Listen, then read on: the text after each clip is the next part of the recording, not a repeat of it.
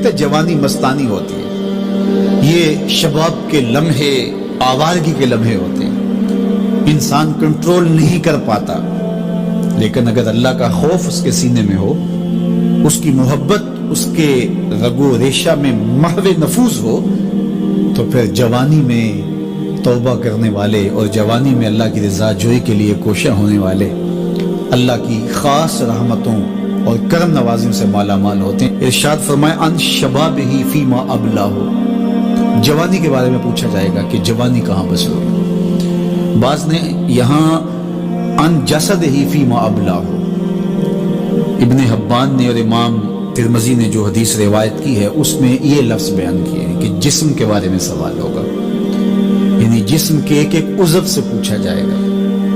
تم سے پوچھا جائے گا تمہارے ہاتھوں نے کیا کیا، تمہاری آنکھوں نے کیا کیا،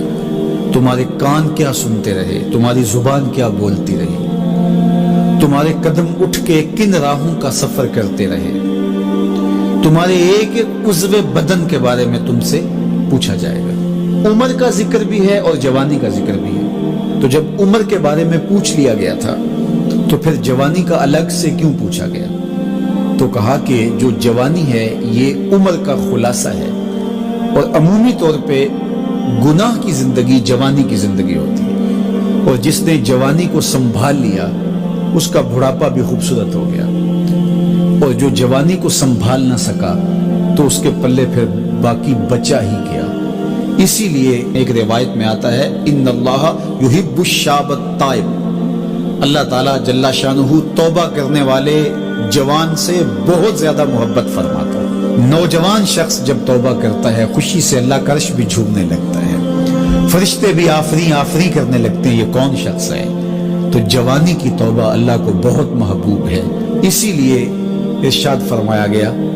کہ وَشَابٌ نَشَأَ فِي عِبَادَةِ اللَّهِ، وہ جوان جس کی جوانی اللہ کی عبادت میں گزرتی ہے، کل قیامت کے دن جب کوئی سایہ نہیں ہوگا اللہ اس جوان کو اپنے عرش کا ٹھنڈا سایہ عطا فرمائے۔ تو جوانی کو سنبھال کے رکھنا، یہ پوچھا جائے گا کہ تو نے جوانی کیسے گزاری۔ دعا کرو کہ قیامت کے دن جب ہم سے سوال ہو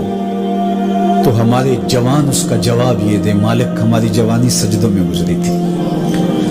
ہماری جوانی تیرے دین کی نوکری کرتے ہوئے بسر ہوئی، ہماری جوانی قرآن کی دعوت دیتے ہوئے گزری، ہماری جوانی کتاب اللہ کی تعلیم حاصل کرتے ہوئے اور لوگوں تک اس کا ابلاغ کرتے ہوئے بسر ہوئی، ہماری جوانی شرم و حیا کے دائروں میں بسر ہوئی، ہماری جوانی تیرے ذکر میں، تیری یاد میں، تیری محبت میں بسر ہوئی۔ تو وہ جوان جس کی جوانی اللہ کی یاد میں بسر ہوئی ہوگی تو پھر وہ اللہ کو عرض کرے گا کہ مالک جوانی تو تھی، شباب کی جولانیاں تو تھی، میرے معاصر میرے ہم عمر شباب کی لذتوں میں کھوئے ہوئے تھے، لیکن مالک میری پیشانی سجدے میں تیرے حضور جھکتی تھی اور میری آنکھیں تیرے حضور آنسوں کا خراج پیش کرتی تھی، پھر میرا مالک اس جوان کو کتنی کرم نوازیوں سے مالا مال کرے گا۔ جوانوں کو جو اس وقت میرے مخاطبین ہیں میں کہوں گا کہ اپنی جوانی کو اتنا ستھرا اور پاکیزہ بنا لو کہ کل حشر کے دن شرمندگی نہ ہو کہ جوانی کو تو ہم سنبھال نہیں سکے، ہم دیوانے ہو گئے تھے، ہماری خواہشات بے قابو ہو گئے تھے، ہم اپنی عصمت کے جوہر کو محفوظ نہ رکھ پائے، ہماری نظروں سے حیا اور شرم کا جوہر اڑ گیا اور ہم آوارہ مزاج چوکوں گلیوں بازاروں اور تھڑوں کے اوپر بیٹھ کے جوانی کے قیمتی لمحے ضائع کیے۔ کہیں یہ جواب نہ دینا پڑے بلکہ اللہ کے حضور ہم یہ کہیں کہ مالک جوانی تو تھی،